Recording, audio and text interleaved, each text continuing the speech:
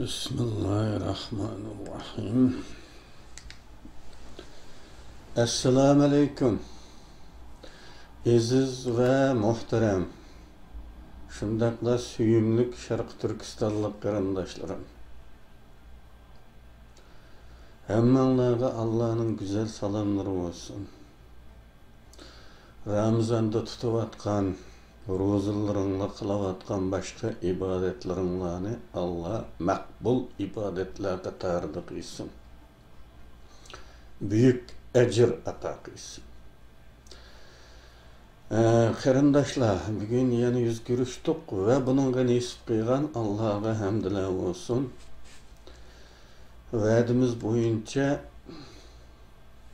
bu bugünkü mevzudun burun aldığınki qatımlıq tapşırıqның cevabını ortaklaşımız. Müşk hakkıdık. Biz aş bir tüpülüknün üstüde aptap sunğaç yüzünü juyuvatkan bir müşkni koyup gelgendik. Aldı bilen bu tapşırıqqa erinmeyi cevap yazgan qarindaşlarning hammasiga rahmet eytimen. Allah sizlardan razı olsun. Cevap yazgıçılar kursantlarımızın içidimi bar ve kursant bolmagan sirtdiki ixtiyari anlıqçılardanmı xeli köp cevap geldi.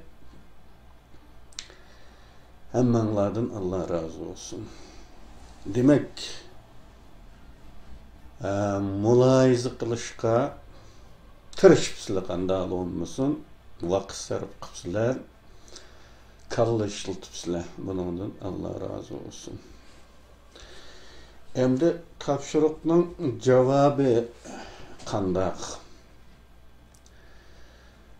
Biz bu tapşırıqның cevabını mulayizı uslubu boyunca, yani mulayizinin normaldaki yolu boyunca kıyas kılımız ve kıyaska karşı kıyas koyumuz. Karşı kıyas ya karşı sual koyumuz. Bunu ağdırış kıtırışımız, kıyasımızını. O ağdırılğını unumay mekkem tuvsa, o andın toğruğu yakın kıyas oldu. Eğer o bir sual bilen istaqıgandek taqıp kesse, o pütterep duranmaydigan kıyas oldu.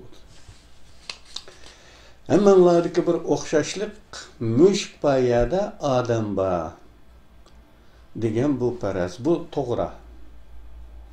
Müşük aldı bilen şunu deyişimiz gerek, müşük yavai hayvan emas. Öy hayvanı. Öy hayvanı. Ve öy hayvanı bolgandı mı insanlarga en yakın yaşaydigan, insanның kuchug'ida o'tirib uxlaydigan, hatta yenida yotganda uxlaydigan, bu derecede insanga yakın bir hayvan. Hatta hiç kim bakmagan, ilgisi yok müşklermi? Jangalda yaşamaydı. Bayavanda yaşamaydı, ormanda yaşamaydı. Yanıla mahallede yaşaydı. İnsanlar arasında. Bu nokta okum olsun. Adam baya, müşk baya da adam baya degen bu perzonlu doğru. Hem de yana bir perez bu yerda askerlar var degen perez. Aslında bu perezge o'rin yo'q. Eğer müşk bo'lmagan bo'lsa, u yerda askar borligini perez qilinmamdi degan savolni qo'ysak, bu perezimiz cho'kadi. Chunki zaten 1-2 yildan beri urushyapti bular. Urushyapti, bir qo'qlashma qo'ynab, u qaçsa, bu qo'qlab aşağı keldi. Andaq ekan Nemis aldınqı sepideki ofisör Şərq tərəfə yüzülüb qarağa vaxtında şöyle düşman var deb qaraydı. O düşmanın aşağı tarafda bir yerde bağlığını bilirdi. Şuna müşksizmi o ba. Neçə yıldan beri uruşup atkan düşman aşağı geldi. Şuna asker bağlığını perez kıldı desek bu müşk alaqsızla perez kıygın olduğu iş. Xoş. U yerda Rus askerleri yoki qayanın askeri bo'lsin, ba'zi qarindoshlar Birinchi Dunyo urushidagi voqeati debdi, balkim to'g'ridir. Ben bunu burun bir videoda degan bunun hamma yerini deb aytgan. O chaqda qanday debdimki esimda yo'q. Bir asker jang meydanida müşk baqalandı.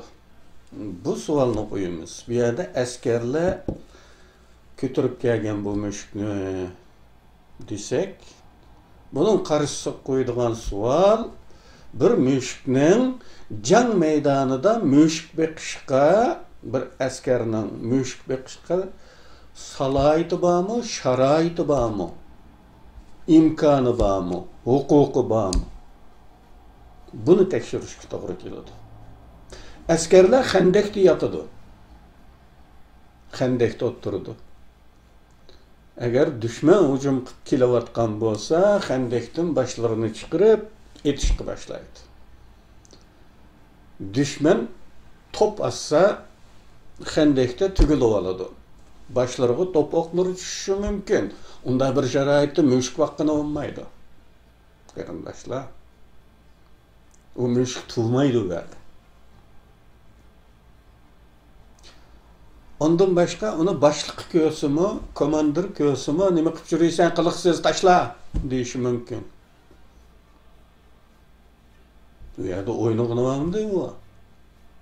Jang uydidigan ish. İşte yana başqa bir gapdi balki. Ama müşük o. Ondan bu askerning onu beqish sharoiti ve huquqi bo'lmasa, kim baqalaydi bu müşkni? Qo'mondan baqalaydi qarindoshlar. Chunki qo'mondonlik shtab uch Xandaqda emas. Qo'mondonlik shtab hali obdan qo'g'diladigan usti yepiq uyga o'xshash hazırlangan bo'ladi. Jang meydanidami qo'mondonning turadigan yerini shunda hazırlaydi.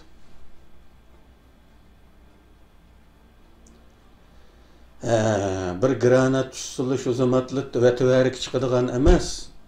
Xeyli qattiq bombardimongimi bardoshlik vagidek usti yepiq, atroflari xeyli mustahkam bunday bo'ladi. Şunlaşqa qo'mondan baqalaydi müşkni. Müşk bek amraq general olsa, o ekkilib elishi mumkin aşağı. Hem onun sharoiti uygun. Baribir jang maydonida ama uygun yanala. Ve onu sen nimaga müşkka kelding demaydi o yo'q odamga.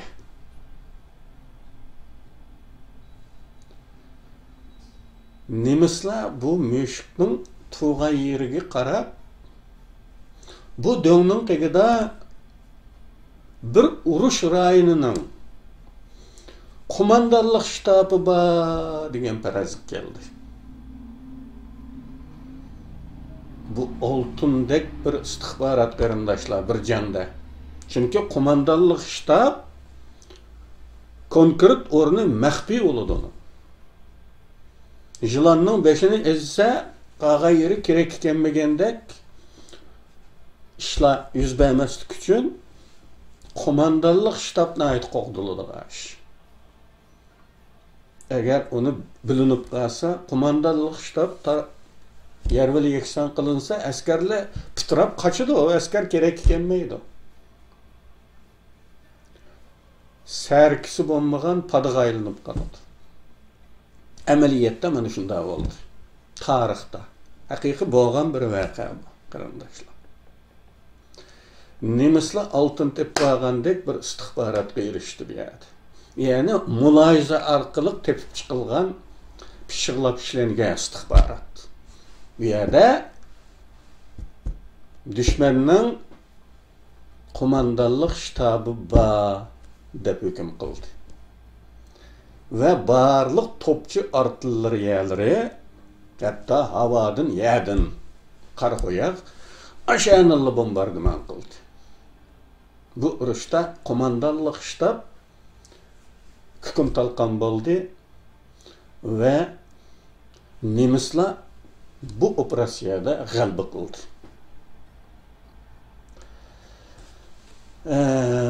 Bu cevap aşındaq. Bununla hali yaqinlashganlaringlar borkin, Allah razı olsun. Askerlarning tug'an o'rni emas, qo'mondonlik shtabni qiyos qildi. Topshiriqning javobi tugdi qarindoshlar. Endi bugungi mavzuga kelsak, bugungi mavzu kultural istixborot. Kültürel istihbarat nazariyleşken halda yeni istihbaratka yeni qo'shilgan bir tür. Lekin pratikalda amaliyotida burundan bor, qadimdan bor hatta. Lekin bu dikkat kılınmaganda, gerçi şunu kılıdı o ameliyatı da, lekin kitaplara kirgizilmegen. Ve maxsus istihbarat teşkilatlarında maxsus bölüm, maxsus bir tür kılıp ajırtılmagan. İstihbarat teşkilatı da yok. Lekin nayet akıllık liderler, devlet adamları işletken bu usulü, kültürel istihbaratını. Sistemlaştırılmagan, nazariyeleştirilmegen fakat. Bu cihetten yeni. Kültürel istihbarat degen zade nime? Bu mevzu biz üçün bek muhim qarindoshlar.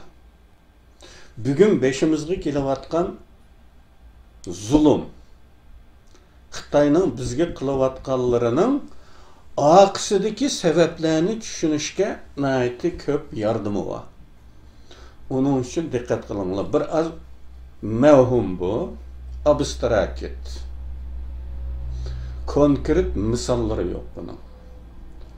Abstrakt bo'lganligi uchun tushunish biroz tez. Shunga biraz diqqat bilan anlanglar ve belki qayta anlanglar. Kültürel istihbarat düşman toplumning yoki nişan toplumning kültürel alayidlikleri haqqida toplangan uçurlarning umumiy atılışı bo'lib, bugungi urushlarda mayli simmetrik urush veya ki asimetrik urush olsun. Bu simetrik urush degeni yüz urush bu. Muntazam urush yani.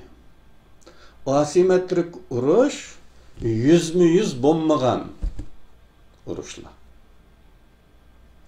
Qarshimizdagi toplumni tushunib muomala qilish ehtiyoji bilan istihbaratchilarning yanida yana insonshunoslar, etnologlar, etnograflar armiya bilan birlikda harakat qiladigan bo'ldi bugungi urushlarda. İnsanshunoslarni bilasizlar, insonni tadqiq qiladigan. Etnologlar deganni millatshunoslik deyishimiz mumkin. Millatni tadqiq qiladiganlar. Etnograflar deganimiz, etnografiya deganimiz millat, milliy irodashunoslar. Yani bu milletning irodasini tadqiq qiladigan. milliy irodashunoslar. Bugungi kunda armiya bilan birga harakat qiladi. Ya'ni qo'mondonlik shtabning atrofida boshqa istixborot ofitserlari bo'lgandek insonshunoslar va millatshunoslar va milliy irodashunoslar va ular bu armiyaga nima ish qilib birdi ekan? Düşman toplumning aloyidliklarini, kulturel aloyidliklarini analiz qilib birdi.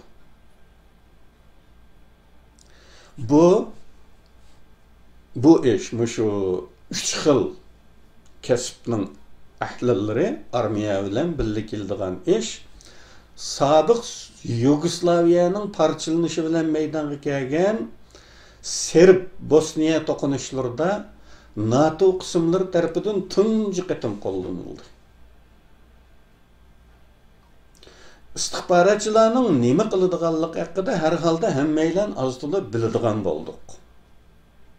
Ammo insonshunoslarning, millatshunoslarning, milliy irodashunoslarning urushlarda nima ishi bo'lar? Bu savol qarindoshlar tarafidan cho'qim so'ralish ehtimoli bo'lgan savollardan biridir. Rastilla. Bularning nima ishi bo'lishi mumkin? Masalan, harbiy harakatlar yurgizilayotgan rayonning xalqi o'z tuproqlarida chet ellik askarlarni ko'rsa, buningga qanday qaraydi? Bu nima degan gap? Siz o'zingizning vatanida sizga yot bo'lgan bir millatning askarlarini ko'rsangiz, boshqa bir davlatning askarlarini ko'rsangiz, qanday qaraysiz? Uyg'urlar tarixda chajan qurib oldiga chiqib kutib olgan. Buni men ko'p dedim. Qashqardagi mashhur mollalardan bo'lgan Qosim Qarajim o'zining sabdoshlari bo'lgan o'ziga o'xshash mollalarning bir yig'ilishida bu millatning ko'rdig'ini bor debdiki. Hozirgi kunimiz yetmamdi Qarajim. Buningdanmi ig'ir kelamdi beshimizga biz keladi debdiki. Nimaga bunday deylar desa, hech qanday bir millat tajovuzchining oldiga chiqib chajan qurib kutib olmaydi. Bu millat shuni qildi emasmi? Shunga buning jazosini tortadi debdiki. Qarindoshlar. Asli gapimizga kelaylik, chatnab ketdik.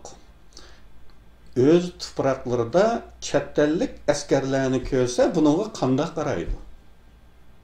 Har millat har xil qaraydi qarindoshlar. Bizdek qaraydiganlari bor, endi beshig'i balani tepib. Birinchi kunidan tartiblar yotlaydiganlari bor ularni. Qanday emas demay, yaxshilik keltiramdi, yomonlik keltiramdi deb o'tmaylam.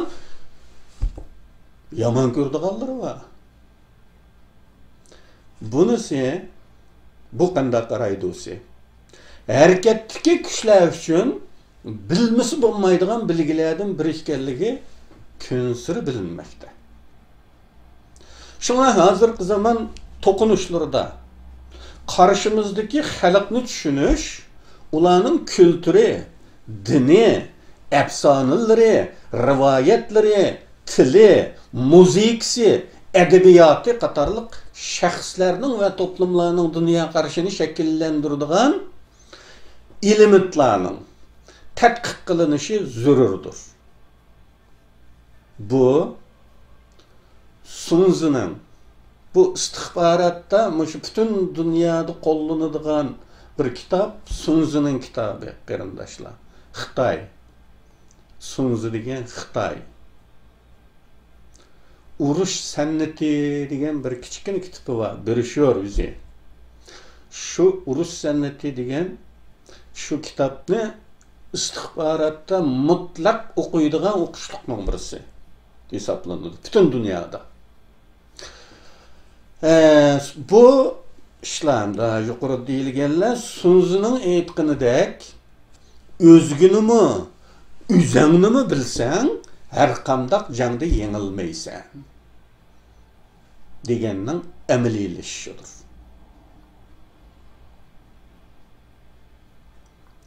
Özgünü mü biliş gerek, üzümüzünü mü bilişimiz gerek. Andın seliştira alayımız, küçümüz yetemdiken, yetmemdiken. Bazı alimlara göre kültür simvollarda konkretlaşkan. Dikkat. Bululuğa yer. Kültür degen nime? Simvollarda konkretlaşkan. Tarihi yosunda nesilden nesilge miras bolup kelyapatkan. Ma'nilarning qurilmasidir. Ma'nalarning qurilmasidir. Yana ba'zilarning qarashicha kültür texmi ko'p ma'niga ega. İctimai bir bağlanışqa vakillik qiladigan, kimliklarni yaratgan. Kimlik. Bu eliqma kimlik emas. Bu konkret. Men kim? Biz kim degan kimlikni yaratgan. Biz ve bayiqlarning o'rnini maydonga keltirgan. Bayiqi degan nima? Bayiqi biz deganning qarshi tarafdagilar degan gap. Bayiqlar. Ma turkchada o'takilar deydigan gap. O'taki. Şu biz ve bayiqlarning o'rnini maydonga keltirgan. Qimmatlar, etiqadlar, efsonalar, bilgilar, normlar, qilmishlar, obyektlar, eserler, simvollar, murasimlar ve til orqali shaxsga kimlik tuyg'usi baxsh etgan, o'z hayotining ma'nisini sungan. Ayni vaqtda sig'inmoq, mudofialanmak uchun xuddi masalladagidek psixologik, moddiy, makansal bir o'lcham yaratgan sistemdir. Kültür degan. Bu bek abstrakt qarindoshlar. Shunga qayta anglanglar va buni hazm qilishga tirishinglar. Bo'lmasa poq foydasi yo'q buning. Ben müşahede bir izah verip ötey qarindoshlar. Bu sözümüzün normal eqishining sirtidagi bir izah ma'lum. Yuqorida sanagan kültürni hosil qilgan pochilar va zapchaslar. Shuning ichida murasimlar dedik. Murasim degan nima? Bilisizlar, odatda to'y murasimini bilimiz emmayli. Ölüm mərikisi deb qoyumuz, ölümni uzutish adetini ko'rsatdi. Bir murasim. Bularni emmanglar ko'z oldinglarga keltiralaysizlar. Murasim degan vaqtida to'y murasimi ve ölüm murasimi. Bunu göz oldinglarga keltiralaysizlar. Bundan başka milli bayramlar. Bir millet a'zolarini biz degizadigan, bayiqlardan farqlantirib turadigan belgining birisi. Murasim degan. Endi tefekkurunglarda bir konkret bir hissi tecrübeni tasavvur qilinglar. Bizning to'y murasimimiz, ölüm murasimimiz, shundaqla milliy bayramlarni qanday o'tkazadigan odatlarimiz. Bu boshqalardan farqliqmi emasmi? Cho'qim farqli. Shunlashqa o qanday qiladi? Bizni, yoki bir millat a'zolarini biz degizadigan, bayiqlardan farqlantirib turadigan belgining birisi.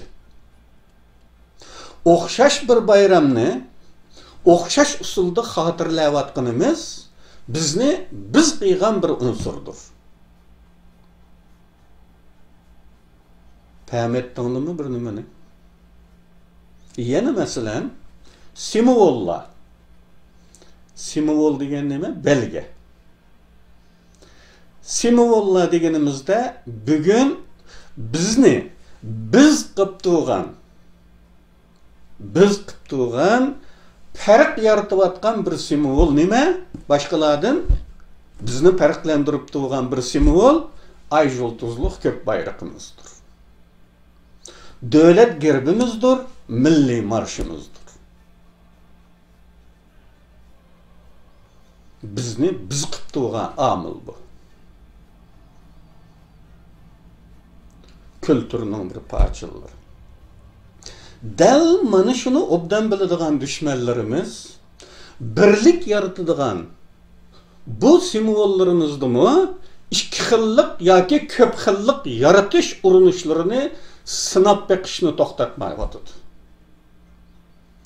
Chunki biz bugun dunyoning har yeriga chechilib ketgan bo'lishimizga qaramay, Kanadadagilarmi, Yangi Zelandiyadagilarmi, Yaponiyadagilarmi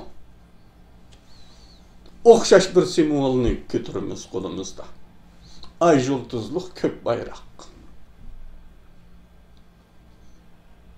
Bunu bunda o'ylasangiz, odamning qalbini bir xil illiq sezimga pavas to'ldiradi bu qarindoshlar.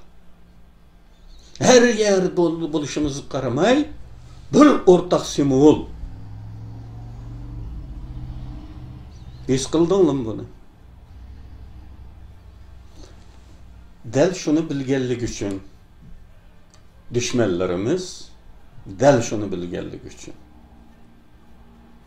birlik tuyg'usi, birlik harakati yaratadigan bu simvollarimizdimi ikki xillik yoki ko'p xillik yaratish urinishlarini sinab beqishni to'xtatmayapti qarindoshlar. Endi atrofingizga qaranglar. Milliy marshni akkordlashtirdik bahanasida o'zgartdi ba'zilar. O'xshamagan, o muzikasini tamamen chetnab ketdi. Başqa bir muzikaga aylanib qoldi. Davlat gerbimizning bir munch turlarini sınaq shaklda o'tirib qo'yib, bölgünchilikning g'ulini sanmoqda. Tapriqining, ya'ni tapriqiga hozir mablag' sanmoqda. Davlat bayrog'iga kalima shahodat yozishmi Xitoyning islomlashtirish projesining jumlasidan bir ish bo'lib, buningdagi mantiqsizlik aytib tugatkisiz. Bunu faqat islomlashtirish uchunla emas, yana ikki xillik paydo qilib, tapriqi uchun zamin hozirlash. O'ylab baqdinglarmi? Intahin aqlliqcha o'ylab planlangan proje. İslam demek zırh. Zırh. Yani qattiq qasraq. Qilich o'tmaydigan, o'q o'tmaydigan. Bunun bilan bir zehli vosita maydonga keladi. Hech kim qarshi chiqishga, xato qildim deyishga petin olmaydigan qo'g'dug'ichi zirh bu islom. Kalima shahodatni kim bir nima deyalaydi? Ne kadar aqlliq plan.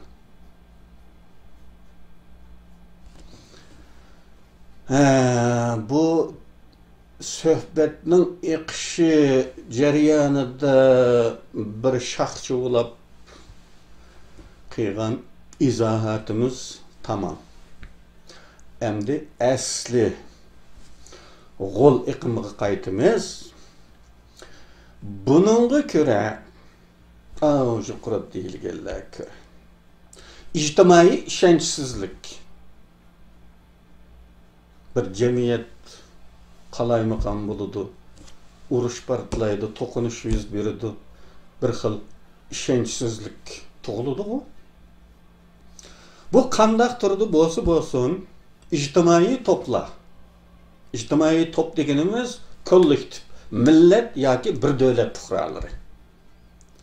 Bu ijtimoiy toplar bir yenilikmi? Yani hayotiga kirib kelgan her turdagi yangi şeyi boshqalar tarafidan tanglangan yoki tengilgan, zo'rlangan narsani yoki bir potensialni ijtimoiy kollektiv sifatida hayot qilishlariga qarata bir tahdid deb qaragan chaqda tug'iladi ishonchsizlik. Endi bizning tariximizga, yaqinqi zamon tariximizga beqanla. Deylik ki bizning bir ritmda eqishib ketayotgan hayotimizga birdilla kommunist armiyasi kirib keldi. Bir yangilik.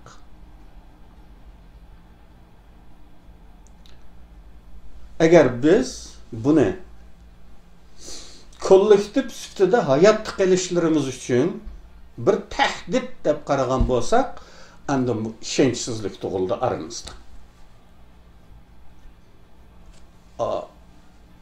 Yeni şeyi qirdi. Lekin biz unda qaramadik şu zamanda.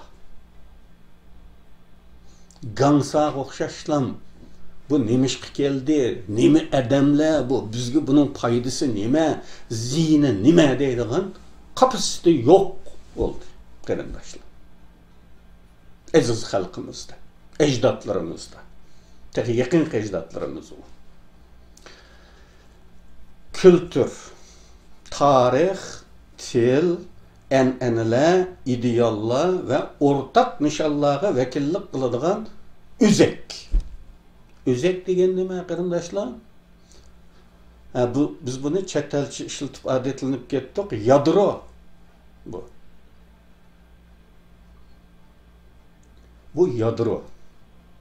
Bu kültür degan yadro. Bununla asasen Rus analizci Andrei Ernitskiy shunday deydi. Bu ideologiyaga vakillik qiladigan bir öz yoki yadro. Shunga bir millatning mavjudligini bevosita harbiy harakat qo'llanmay turib ojizlatish yoki yo'qotish uchun uning mushu ideologiyalik uzuki, ya'ni yadrosi yo'qotilishi kerak. Endi tadbiqlanglar. Xitoy nemish bunday qilib o'tibdi? Nemishqa uyda Uyg'urning uyda saqlanayotgan har qanday bir eşyada, har qanday bir kiyim-kechakda yoki har qanday bir moddiyatda hilol oyi bo'lsa, diniy motivlar bo'lsa, yoki milliyligimizni eslatadigan har qanday belgi bo'lsa, 2015-yılda hemmisini yığıp yazılarda dadiyge topshirish buyruq chiqarildi. Özü topshirib bo'ldim degandan keyin aktivlardan tashkillangan bir guruh öy kirib aqtugan. Doppilidan tatib jaynamaz, kitap, hatta tamgı uyalgan naqshlarda bunday motivlar ko'rinsa, ashunimi uyab elib etgan qarindoshlar. Nima uchun shunday qilgan? Endi qaranglar. Nima debdi bu? Bir millatning mavjudligini bevosita yoki harbiy harakat qo'llanmay turib ojizlatish va ya yo'qotish uchun nima qilish kerak ekan? Uning mushu ideologiyalik uzuki yo'qotilishi kerak. Yani kültürü. Xitoyning qiyg'ini mana bu. Doppa. Milliy kiyim-kechaklar, milliy nusxadagi millat biz Xitoy emas. Xitoylar bayqilar, biz bu farqni hosil qilayotgan hamma narsani yo'qotgan. 2015 qarindoshlar. 2015'ten keyin burmunch qahramonlar chiqib keldi. 2015'te başlangan. Biz 2017'de eslab aldık jiqlarimiz. Asli qatliam 2015'te başlangan. Qarindoshlar.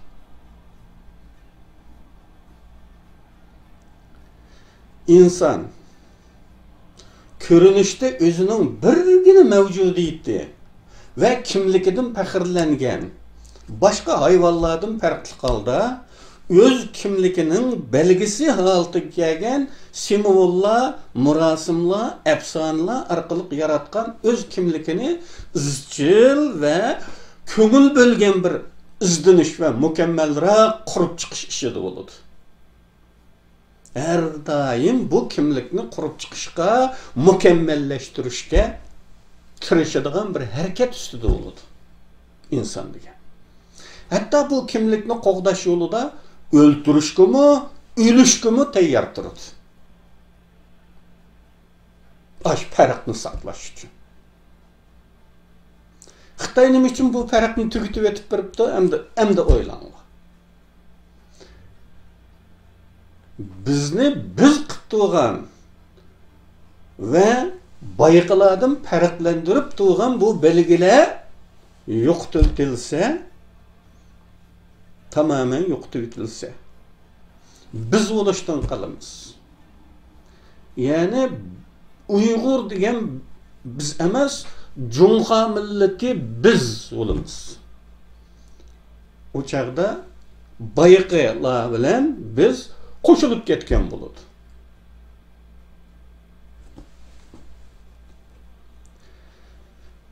Şahs bir yerda shaxsni ibtidoiy kimlik Freudning uchga ayirishi bo'yicha ID yoki ibtidoiy men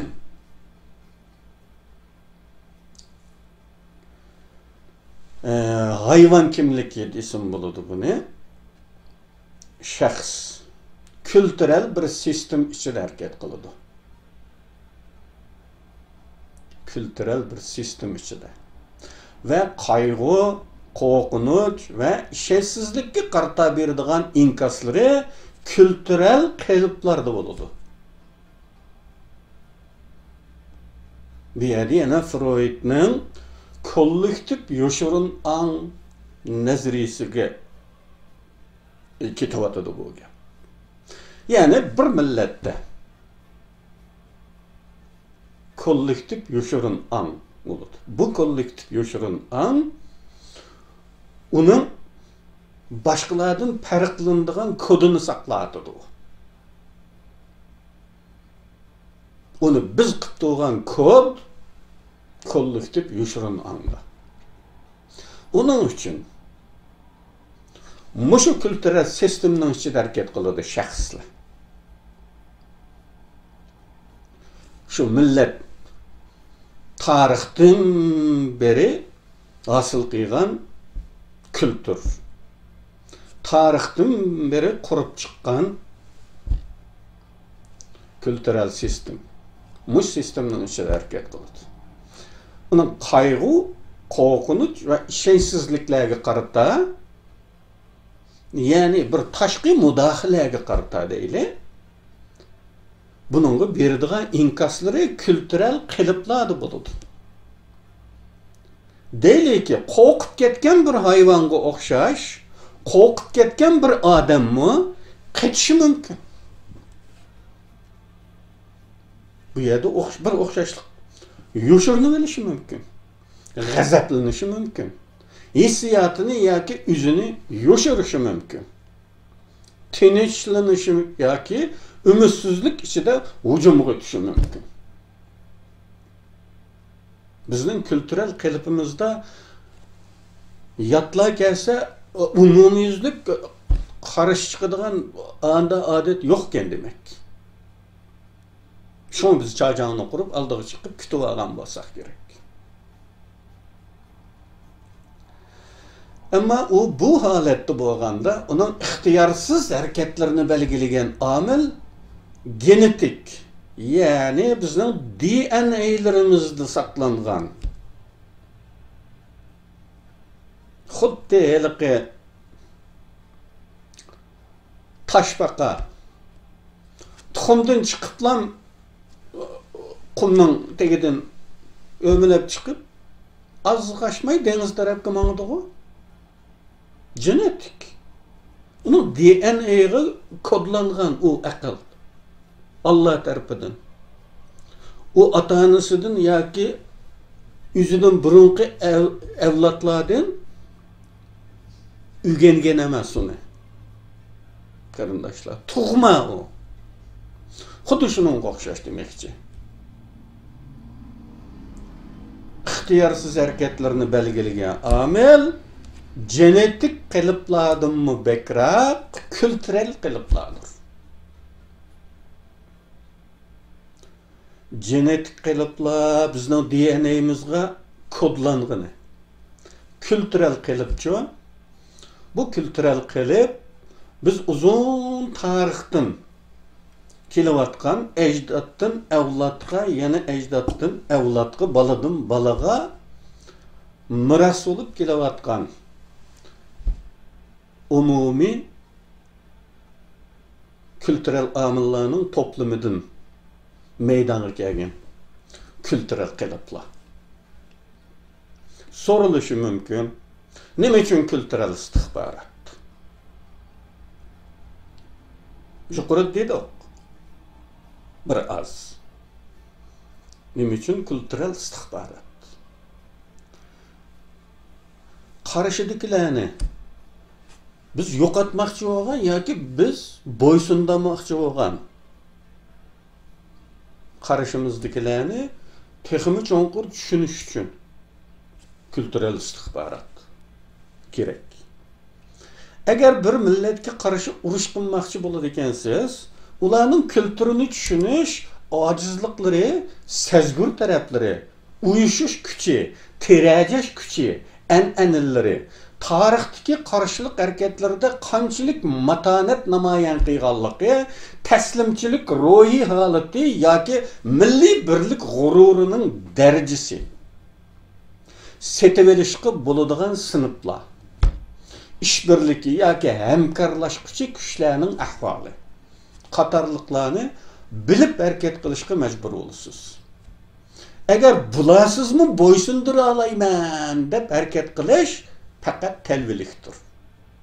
Qattiq vositalar bilan jismoniy bo'ysundirishni ishga sho'g'il bo'ladi. Buni hammayla bilamiz. Lekin ruhiy qarshiliklar inson ruhida davomlashadi.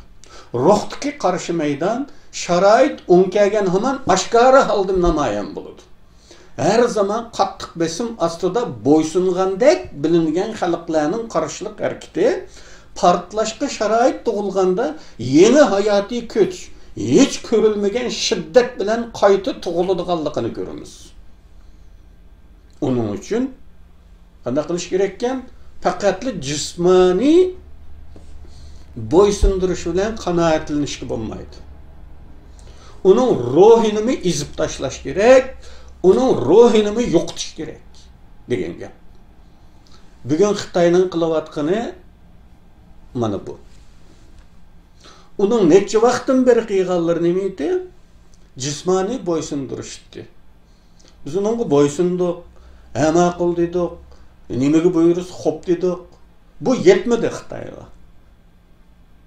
Endi o bizning ruhimizni yo'qotyapti. Bizni tamamen his tuyg'usiz mashinaga aylantirish davomlashyapti.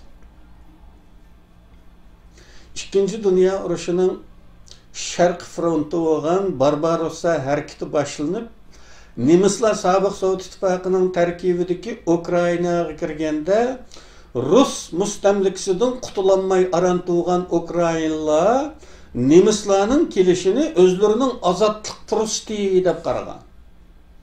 Va xalq ko'chalarga chiqib, qo'llarida gullarni tutib va an'anaviy do'stlik ifodalash, dushmanlik niyati yo'qligini ifodalash, bizdagi chajon qurib qarshi olish shaklida non va sharob tutib qarshi olgan. Agar nemislar kültürel istihbarat jihatdan diqqatli bo'lgan bo'lsa, Ukraynalarning his tuyg'ularini tushungan bo'lsa, Ukraynalar foydalanishga bo'ladigan nihoyat zo'r bir kuch edi. Ukraynalarning Ruslardan qutulishga bo'lgan mastonlarcha orzusidan to'g'ri foydalangan bo'ladi. Ularga mayli yolg'ondan bo'lsa-mu mustaqillik va'da qilib ish qilishga bo'ladi. Lekin nemislar Ukraina kültürü hakkında uçur toplashqa, Ukraynalarni tushunishga qilchi ahamiyat bermadi. Aslida o'z kuchiga ziyoda ishinib ketish takabburlik xatosi o'tkazdi. Mana shunday qilib Rus kommunistlaridan bakroq zolimligini ko'rsatib, Ukraynalarni tekrar Ruslarning quchog'iga ittirib qo'ydi. Gördünmü? Kültürel istihbaratga ahamiyat vermeyeninin zihni. Hatta Ruslarning öz içidimi komünistlardan toyup ketken milyonlarca muhalif var idi. Bulardan paydalanışını mı oylap görmedi. Demek tecavüzçilerinin her kandıqı Xitayga yetmeydi ki. Xitayga şagird olsa olurdu ki. Nemisler keyinroqda bir Türkologiyaga avisi bo'lgan bir nemis ofitserining to'liq qaqshab oxiri Gitlerga ulashib arzusi. Gitler nima deysi degandan keyin mushu tatarlarni ruslarga qarshi ish qilsag'ili bo'ladi deb buning ruxsat olgan. Bir Tatar mollasini sürgündeki yeriden o başka bir devletke kaçkan bir molla bu. Eytavur şu Arap devletlerinin birisi bu, Yordaniya'dı mı, Mısır'dı mı? Bu mollani tepkilip Tataristan'a taşlaydı. Kırım'a. O çağda Kırım Tatarlar vardı Kırım'da. Ve bu molla arkalık tebliğ kılıp, teşvik kılıp Tatarlarını nemisler sepede Rusya'ya karşı uruş kılışka seferber kılıdı. Bunu muşununki açıkta uruştan keyin Tatarlar bütün millet süpütüde öylerden tazılınıp Sibiryaga ve Otturiş Asya'ga sürgün kılındı. Aşının açıkta. Nemisler taraf tutudun degan chiqdi. Lekin bu hamma ish ishdan o'tib fursat ketganda bo'lgan bir ishdi.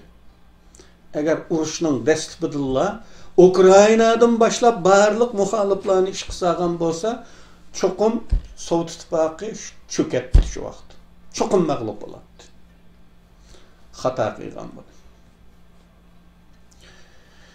Endi keldik o'zimizga. Zozongtan vatanimizga tajovuzchilik harakati boshlaganda Lanjuda tushkun qilib Sharq Turkiston haqida uchur to'pladi. Sharq Turkistonlikning kültürünü o'rgandi. Ojiz xalqlarimizni, qichishadigan yerlarimizni va etishadigan yerlarimizni obdan bilib olgandan keyin andin rasmiy yo'lga chiqdi. Ikkinchi Zozongtan deb atalgan Wang Jingmo Sharq Turkiston'ni ishg'ol qilish buyruq topshirib olgandan keyin qo'shinlari bilan Lanjuga kelib to'xtab, oylarcha Zozongtanning istilo tajribalarini butun qo'shinga o'rganish qildi. Yerli xalqning kulturi haqida dars o'tildi. Sezgir nuqtalarimiz yodlatildi. Qichishadigan yerlarimiz bilan xo'sh yoqadigan yerlarimizni bildirdi. Ondan atlanish buyruq tushirildi. Şunlaşqa qadimdan kelayotgan qo'shinlar kelsili chajan qurib oldiga chiqish odati bo'yicha xalqimiz chajan qurib kutuvag'ili chiqqan bo'lsa-mu, kommunist askarlar ussuz va och bo'lishiga qaramay xalqning tutib turgan, yeydigan, ichadigan narslarga qo'l uzatmay, o'zlarining fazilatlik, insoflik askarlar ekanligini, azat qiyğuchi ekanligini, qutqazg'uchi ekanligini amalda ko'rsatish orqali xalqimizda tunji xato tunishni, xato tuyg'uni, yanglish tushunchani paydo qildi. Bu turdagi aldashlar bugungacha davom qilayotgan bo'lsa-mu, keyingi chaqlarda deganlarini amaliy harakati tasdiqlamaydigan bo'lgan bo'lishiga qaramay, xalqimiz hala aldanishni davom qilmoqda. Xitoylardagi istilochi ustulikning aloyidligi shuki, en küçeygen ahvaldımı, zulüm çekki yetkendimi, zalimlikni ağzıga almaydı. Ağzıdan şirin geplerini çüymey turup zulüm kılınganlıkta canlılık ifadesini tapkan. Bu Xitaycha uslup. Xitaylar vatanimizga kirishdan avval egiligen acizliklarimiz ve sezgür noktalarımız hakkında şularını deyişimiz mümkün. Ziyade mezhepçilikimiz. Bu tüpeylden üzengisi okuşturup durduğun guruhlarının karşı tarafını mağlup kılış için vasıt tanımaydıganlığı. Bunu tarih ispatlagan. Abbaq Hoca. Raqiblerden galip geliş için kalmaklarını jutqu başlap kelgen. Özünün Allah'sı bir kitabı bir boğan raqibler o. O raqibler aslında yanılı qerindaş, lekin ziyade mezhepçi karakterimiz tüpeyilden anı yanmış bulmaydı bu. Şuna yat düşmanını başlap gelgen. Yardım için. Taşqi düşmanga qartılgan düşmanligidan içki düşman yoki yurtdosh raqobatchilarga qartılgan o'chmanlikning ustunligi. Bu paydalanishga bo'lgan oltindek bir nuqtamiz düşman uchun. Vatanparvarlik tuyg'umizning ajizligi. Millat deganni bek bilmaydiganligimiz.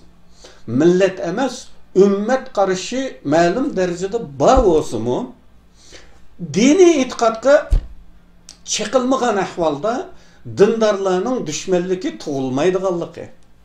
Her kandak hükümranını fakat bir hükümran farkı yok.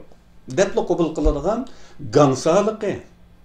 Üzümüzden çıkan hükümran, yat yerlerden gelgen hükümran dep farklandırmayla boysunuş mayıllığı. Şahsının menfaatiga çekilmesiyle ulusqa tava mülüklerinin ilgisi yokluğu. Hiç kim onun için başka durup oltamaydıganlığı. Qatarlıqlar közlengen buluşu enak. Hem de oylap bakın qarindaşlar. Hem adam özünün bağlıq yeri, punluq yeriga mekkem eslib olgan bilen onun teşideki yani egellabasınız karı yok. Milletimizden.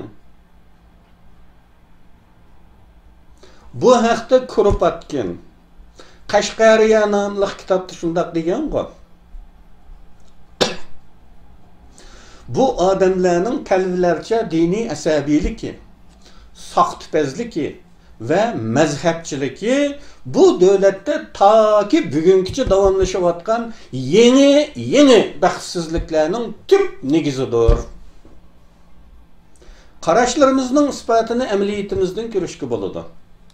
Ta ki komünist istilasıgıca şeriyet qazıllarının ornu saqlanıp gelgenligi, dini o'qishlar, masjid qatarlıq muassasalarga çekilmasligi bunun bir delili. Yani dini nuqtamizni bir sezgür nuqta, acı sezgür nuqtaga çekilmasanlar boysunuverdi o deganni bilib olgan. Onun için komünist istilasından keyincha köçmen Xitaylarning xalqning ko'ziga cheliqmaslik, talashmaslik siyosati qo'llanib, bo'zya echib, yeni yurtlar, yeni shaharlar barpo qilishi, buning bilan hatto nurg'un nodon kishilarga emas, atalmış o'qimishliklarga yaxshi ta'sirot tug'dirgan edi. Ya'ni o biz bilan yatalashmadi Xitaylar. Başlanışda Taki yakın kıça hatta. Yatalaşmadı.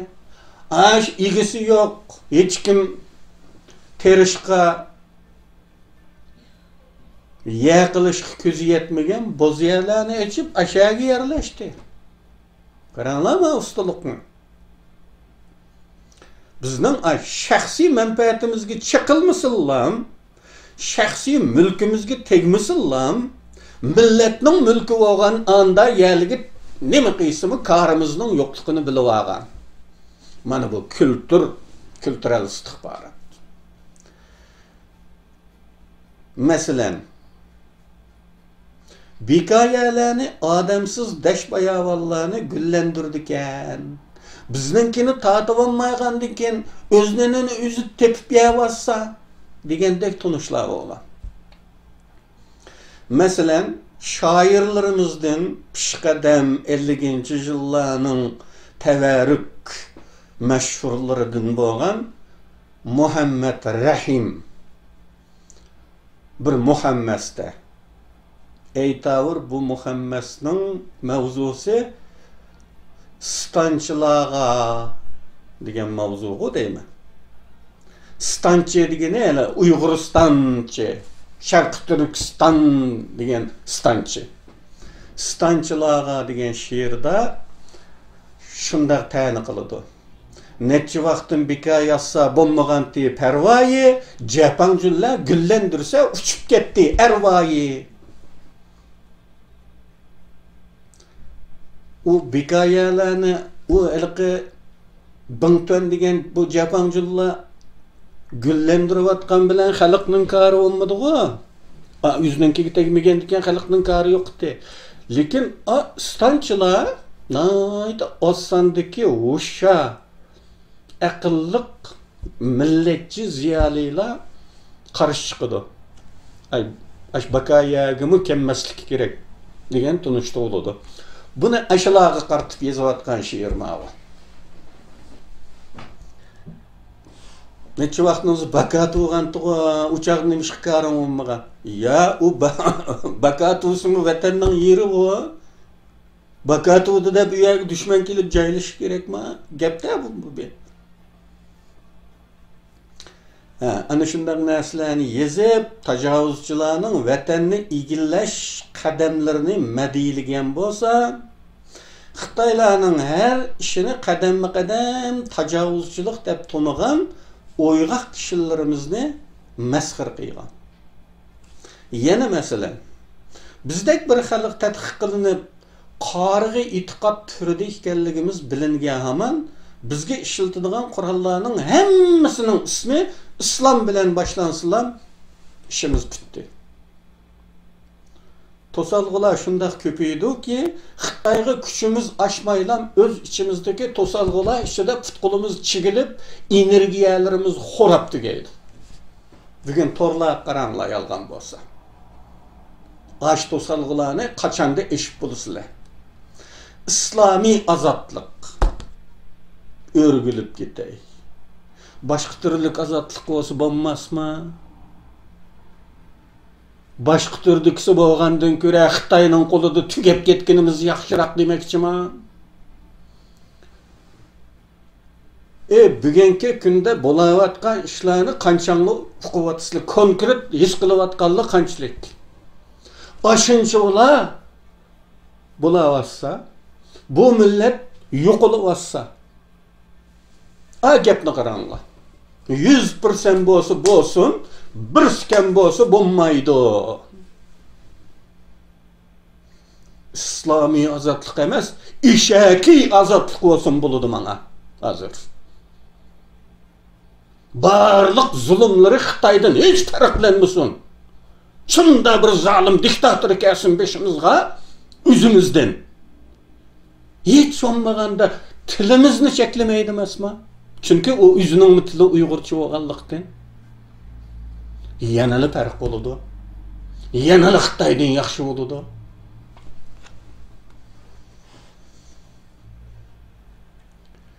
Bugün vatanda nimalar bo'layotdi? Azatlıkka süpet belgilayotgan bu atalmış İslamçılar bunu bilemdi. Arakkeşlik umumlaşkan qarindoshlar vatanda. Çoçqi go'shi yeyish umumlaşkan. Jutlarda akish qolmagan yoki bek oz qolgan.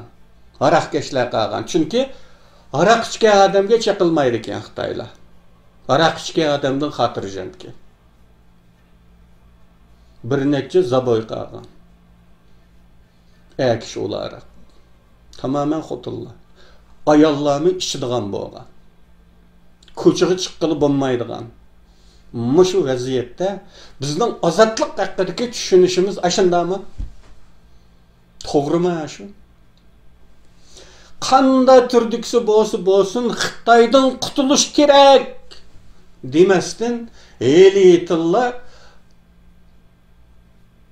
devletning tüzümünü talashish, demokratiyani qaralash, demokratiyada yashab zerikib ketgandek. Bilamiz o demokratiyani. Saqal talashish, bayram talashishlar bizning bütün energiyamizni xo'ritib, kallamizni charchitib, tugashtirib yetadiganligini o'lcharlash mumkin. Demokratiya bo'lmaydi, amı bo'lmaydi, bu'mi bo'lmaydi. Ya dünyada hiçbir Müslüman devlet, Müslüman millet ya ki Müslüman ümmet kılışkı petananmagan, kılanmagan nişanlarını yüzümüzge belgeli bilip davan köpeytiş.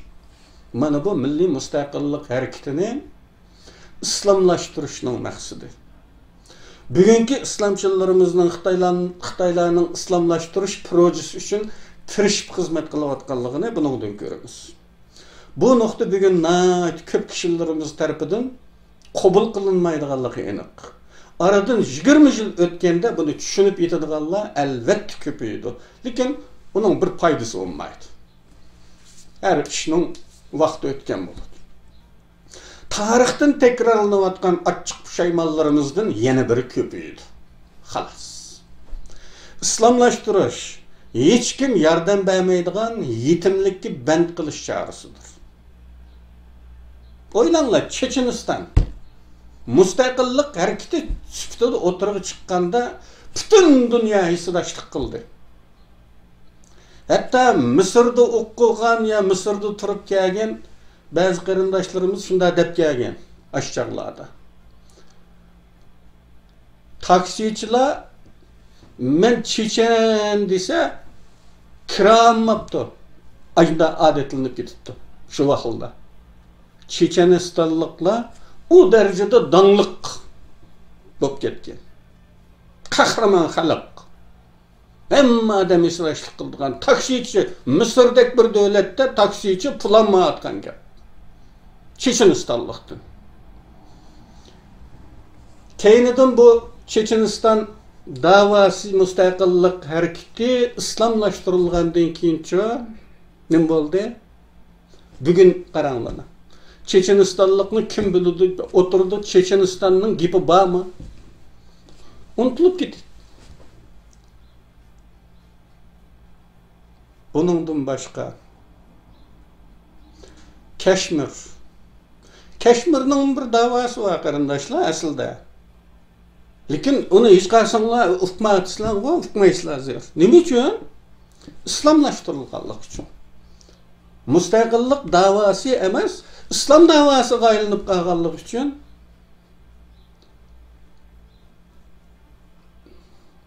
bo'g'ayira shu. Buni hech qachonlar bilmaysizlar. Shu Keşmir oturda bizning kichilikmi gipi bo'lmaydi Keşmirning bugün. Bormi ya?